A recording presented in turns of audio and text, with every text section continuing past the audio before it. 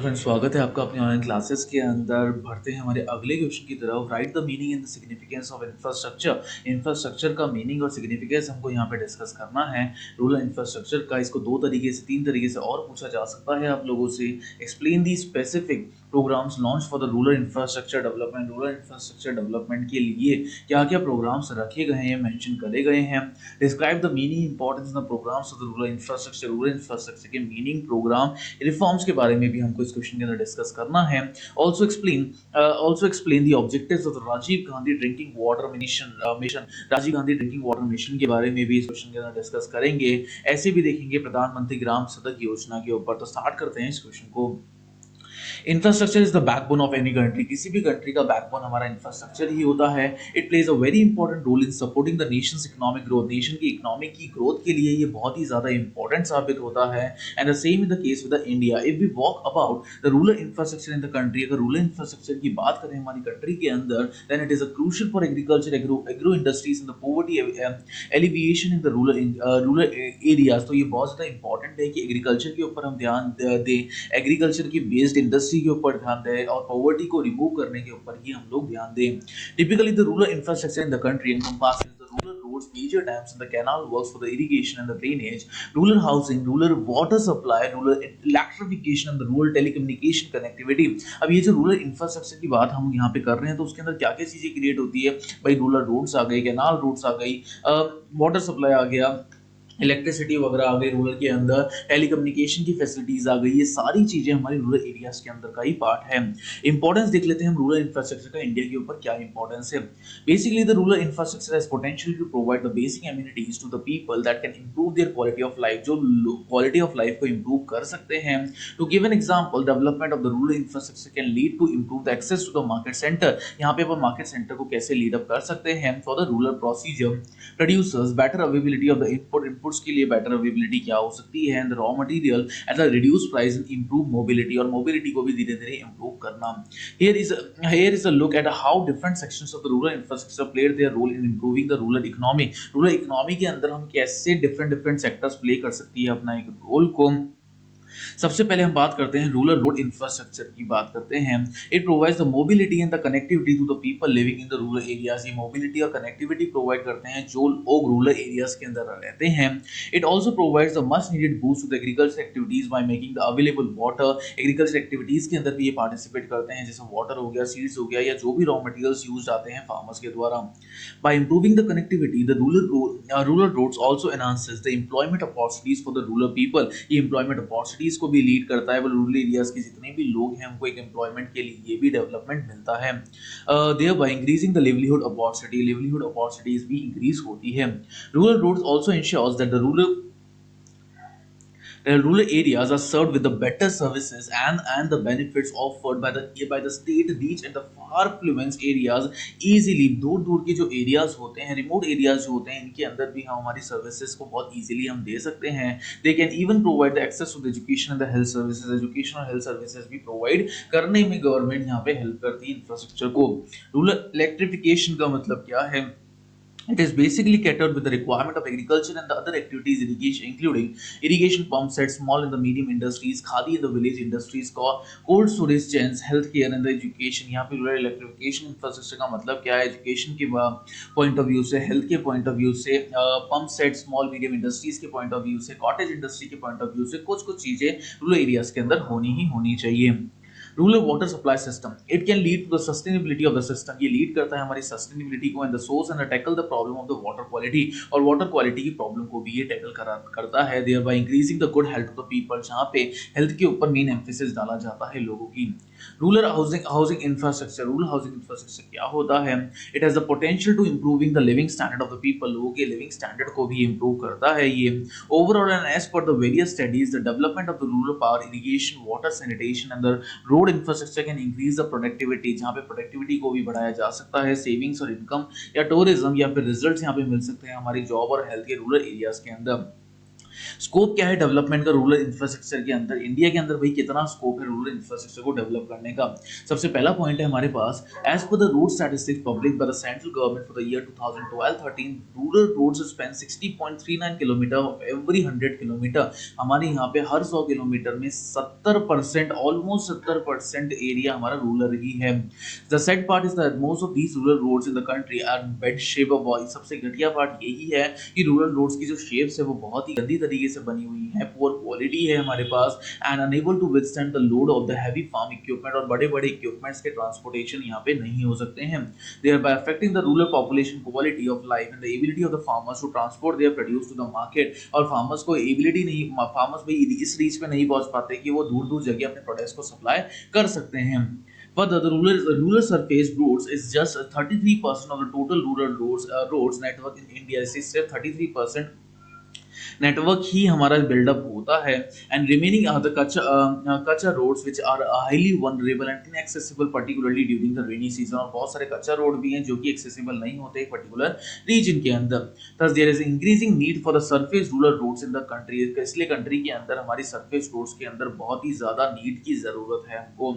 Living conditions of the people in the rural areas has still not improved much, and there are majority who live in the kachcha house. और बहुत सारे majority वाले लोग हैं जो कच्चा हाउस के अंदर रहते हैं, which are highly vulnerable to the rainfall, जो कि रेनफॉल के लिए भी साबित होते हैं, while wind blow fires के लिए भी और environmental hazards के लिए भी। Hence the good rural housing infrastructure is needed in the country, और इसलिए कंट्री के अंदर अच्छा रूरल हाउस की होना बहुत ही ज्यादा जरूरी है। As per the census 2011, still 45% of the rural households are not connected with the electricity। 45% of area electricity से connected भी नहीं है, और बेसिकली ये डिपेंड है on kerosene and other means of the lighting। Kerosene वगैरह लाइटिंग के ऊपर ये सारी चीजें डिपेंड हैं। Hence, rural electrification infrastructure is needed to make the lives of the rural people better। तो rural people की lives को अच्छा बनाने के लिए rural areas का होना, electrified होना, मतलब developed होना बहुत ही ज़्यादा essential है। Although there are the schools in the rural areas, हम ये मानते हैं कि schools वगैरह होते हैं rural areas के अंदर, but they lack in the terms of the number of classrooms, availability of the safe drinking water facilities। लेकिन यहाँ पे proper classrooms नहीं होते, water facilities नहीं होती, toilet facilities नहीं होती है। Hence, education infrastructure in the rural India also needs a lot of improvement। इसलिए rural India के अंदर education का भी infrastructure develop होना बहुत ही ज़्यादा essential है। It goes without the saying that the health infrastructure is poorly developed in the rural areas। Health infrastructure भी बहुत गंदी तरीके से बना हुआ है रूरल एरियाज के अंदर। Even if there are no doctors, because rural areas have a low connectivity and the doctors or the skilled health workers are unable to access these areas। यहाँ पे अच्छे डॉक्टर्स भी नहीं है बिकॉज उनको connectivity नहीं मिलती है, फैसिलिटी नहीं मिलती है, तो वो वहाँ पे भी काम नहीं कर पाते हैं। This poses a great threat to the lives of the rural population in the country, और जिसकी वजह से rural population एक बहुत ही बड़े खतरे के अंदर भी है। As per the reports from the census 2011, nearly 30% of the rural areas are covered with the tap water supply। 30% rural areas ये tap water supply के ऊपर covered हैं। In addition, the sanitation facilities in the rural areas are also not inadequate। sanitation facility भी rural areas के अंदर बिल्कुल नहीं है। Thus, there is a huge scope for developing the drinking water infrastructure and the sanitation facilities in the rural areas। तो rural areas के अंदर development का होना बहुत ही ज्यादा एसेंशियल हो जाता है। With this point it is clear that there is a huge scope for the development of all kind of infrastructure in the rural areas. ये पॉइंट से सब कुछ क्लियर हो जाता है कि रूरल इंफ्रास्ट्रक्चर को बहुत ही ज्यादा जरूरत है डेवलप होने की। In fact, the gaps of the rural infrastructure need to be addressed properly and as fast as the possible so as to achieve the redistributed growth and the allied poverty of the country। Country की poverty भी यहाँ पे धीरे धीरे remove कर सकते हैं हम। Keeping these things in the mind, government has taken the various proactive steps to boost the rural infrastructure। rural infrastructure को boost up करने के लिए government बहुत सारे steps भी ले रही है। In the union budget 2017-18, an allocation of the 19,000 crore has been towards the प्रधान मंत्री ग्राम सदन योजना। 19,000 करोड़ रुपए 2017-18 के अंदर इसके लिए इशू करा गया था। To connect the far-flung habitat, the rural housing schemes has received more than 9,000 crores and the allocation of the rural electrification scheme has increased rupees 4,814 crores in the union budget 2017-18। Under the स्वच्छ Bharat programme, स्वच्छ Bharat programme के अंदर भी government ने बहुत सारे steps लिए हैं कि एक इंडिविजुअल को कैसे कंस्ट्रक्ट करा जा सके, क्लस्टर करा सके, और टॉयलेट्स की कम्युनिटी को कैसे बिल्डअप कर सकते हैं। All these initiatives are good but still there is a huge scope for the further rural infrastructure development. ये सारी चीजें अच्छी है लेकिन अभी भी रूरल इंफ्रास्ट्रक्चर के अंदर स्कोप बचा है डेवलप होने का। Impact of the rural growth in the on the construction के ऊपर, कंस्ट्रक्शन इक्विपमेंट्स के ऊपर क्या इम्पैक्ट पड़ता है। With a focus shifting on the developing the rural infrastructure including the roads, housing, electrification projects, irrigation facilities and other infrastructure development, हम यहाँ पे फोकस बेसिकली जो शिफ्ट कर रहे हैं वो रूरल इंफ्रास्ट्रक्चर के रोड्स, हाउसेज, इलेक्ट्रिफिकेशन, इरिगेशन, इन सब के ऊपर तो ध्यान दे ही दे रहे हैं। लेकिन the need of the construction equipments is also increasing to develop such infrastructure को इंक्रीज करने के लिए हमको कोई ना कोई कंस्ट्रक्शन इक्विपमेंट्स भी थोड़े से एडवांस चाहिए। This has lead to the growth of the many industries construction equipments manufacturer in the country, और जिसकी वजह से मैन्युफैक्चरिंग इंडस्ट्रियल जो लोग हैं जो कंस्ट्रक्शन इक्विपमेंट्स डेवलप करते हैं उनको भी थोड़ी बहुत ग्रोथ मिली है। Of all the names, one company that is highly contributing the rural infrastructure development is the Mahindra construction equipment, जो हाईली मेंटेन करती है वो महिंद्रा कंस्ट्रक्शन इक्विपमेंट है। It offers the Mahindra Earthmaster backhoe loaders, Loadmaster G75 motor graders, which are most affordable and incomparable indigenous equipment in the country at the present that meets all the rural infrastructure development needs। दो तीन equipments इनके पास इतने अच्छे हैं जो कि infrastructure की need को फुलफिल कर रहे हैं। The two equipments are equipped with the latest technology and intelligent features to boost the productivity। Productivity को increase करने के लिए, boost up करने के लिए latest technologies के ऊपर participate किया जा रहा है and are suited to work in any environment and terrain of the country। यही suitable है हर एक environment के ऊपर। In the nutshell, the scope of the rural infrastructure development is a huge in the country। Rural infrastructure development बहुत ही ज़्यादा बढ़िया है country के अंदर and this is expected to give a boost to the construction equipment industry in India। Construction equipment industry के लिए बहुत ही ज्यादा साबित सही होता है ये। पीएमजीएसवाई, प्रधानमंत्री ग्राम सदन योजना, ये लॉन्च करी गई थी इंडिया के अंदर गवर्नमेंट के द्वारा, जिससे कनेक्टिविटी जो अनकनेक्टेड एरियाज हैं या पॉवर्टी रिडक्शन को भी ये स्ट्रेटेजी मेंटेन कर रही थी।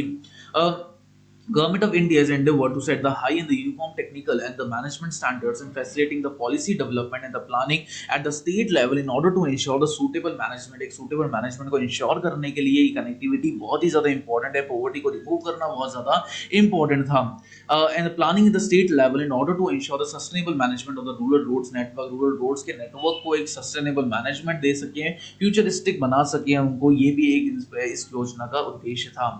According to the latest figures made available by the state government under the survey of the Identify Core Network as a part of the PMGSY program, about 1.6 lakh unconnected habitation are eligible for the coverage under the program। 1.67 unconnected habitation यहाँ पे हमारे cover हैं।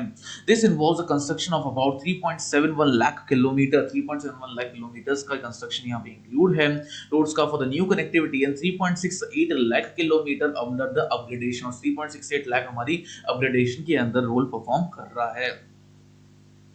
Rajiv Gandhi national drinking water mission क्या है?